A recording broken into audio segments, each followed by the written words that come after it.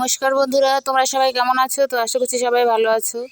তো দেখো, আজকে আমি ভোর 4টার থেকে উঠে কি কি কাজ করেছি তো তোমাদের সাথে সেটাই শেয়ার করব। তো তোমরা পুরো ভিডিওটা দেখতে থাকো বন্ধুরা। তো দেখো, আজকেও কিন্তু আমার ধান সেদ্ধ ছিল, তো এর আগের দিনও করেছি 2-3 দিন আগে। তো ওই ধানটা শুকিয়েছে, তো আজকে আবার করেছি। তো যার জন্য আমাকে ভোরবেলা উঠতে হয়েছে, কারণ ভোরবেলা না উঠলে ধানটা সেদ্ধ করা হবে না, বেলা উঠে যাবে। তাও করতে করতে আমার 11টা বেজে গেল। 11টা সব রেডি করতে, ধানটা সবগুলো সেদ্ধ করতে আমার 11টা তাও বেজে গেল। কারণ আমাদের এখানে সবাই হাঁড়ির মধ্যে ধান সেদ্ধ করে, আর একটু একটু করে ধান দিতে হয় হাঁড়িতে, বেশিটা করা যায় না একবারে। তো যার জন্যে আমাকে ভোরবেলা উঠতে হয় ধান সিদ্ধ করার জন্য। তারপরে আবার সেদ্ধ করতে করতে তো আবার বরমশাই তো কাজে চলে যাবে। তো লোকের কাজ করে, বুঝতে পারছো, কাজে যাবে। যার জন্য আমাকে কিন্তু আবার ওইটার মধ্যে আবার রান্নাও করে নিতে হবে। 8টার মধ্যে কিন্তু আমাকে রান্না আবার কমপ্লিট করে দিতে হবে। তো যার জন্য আমি ভোরবেলায় উঠেছি, যাতে কিছুটা ধান সেদ্ধ করার পর আমি আবার রান্নাটা করে তারপরে বাকি ধানটা কিন্তু আবার সেদ্ধ করব।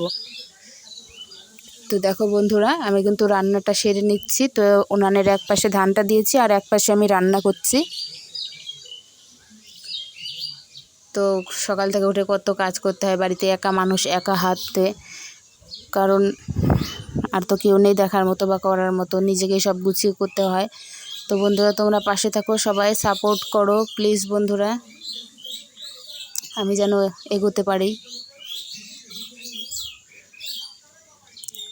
তো আমি এদিকে রান্নাটা সেরে নিয়েছি, আর বরমশাইকে কিন্তু খেতে দিয়ে দিয়েছি ঘরে, ওকে খেতে দিয়ে দিয়েছি। আর এদিকে রান্নাটা করেছি, আর কিছুটা মাছ ছিল, তো আজকে মাছ এনেছে, কিছুটা মাছ ছিল, সেই মাছটা আমি ভেজে রাখছি।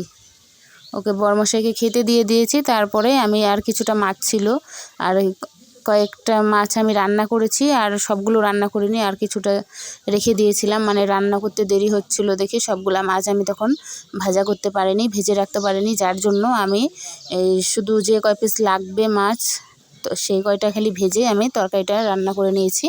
তারপরে আমি বরমশাইকে খেতে দিয়েছি, এবং তারপরে আমি বাদবাকি মাছটা কিন্তু ভেজে রাখছি।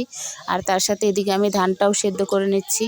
তো আর এই সেদ্ধ ধানটা একটু মাথাটা ছড়িয়ে রাখতে হয়, না হলে বেশি মুখটা ফেটে গেলে ভাত বাড়ি বেরিয়ে যাবে ভাতগুলো ধানগুলোর থেকে। তো এই মাছটা আমি ভেজে এখন রেখে দেব, আর যেগুলো ধান আছে সেদ্ধ করে নেব বন্ধুরা। তো তোমরা পাশে থাকো, ভালো লাগলে আমার চ্যানেলটি লাইক করে দিও, সাবস্ক্রাইব করে দিও। তো পুরো ভিডিওটা দেখো তোমরা। আর এই যে সবজিটা যে কেটেছিলাম, সেই সবজির চোচাগুলো আমি উঠিয়ে রেখে দিচ্ছি, পরে আমার গরুটাকে দিলে খেতে পারবে। তো একা মানুষ হলে চারদিকে দেখে সামলাতে হয়, কিছু করার নেই, কারণ আগে পিছে কেউ দেখার মতো নেই বা করার মতো নেই। তো নিজেকে একাই সব কিছু সামলাতে হবে বন্ধুরা, কারণ আমার নিজের শাশুড়ি নেই, যেহেতু আমার সংসার আমাকেই দেখতে হয়, সামলাতে হয়, গোছাতে হয় সম্পূর্ণভাবে, একাই একা হাতে সব করতে হয়।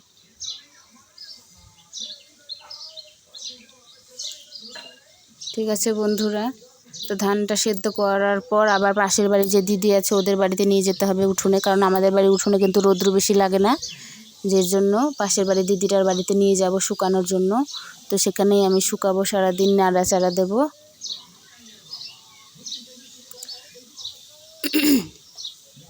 তো তোমরা সবাই কেমন আছো, কি রান্না করছো, সবাই কমেন্টে জানিও, কমেন্ট করো।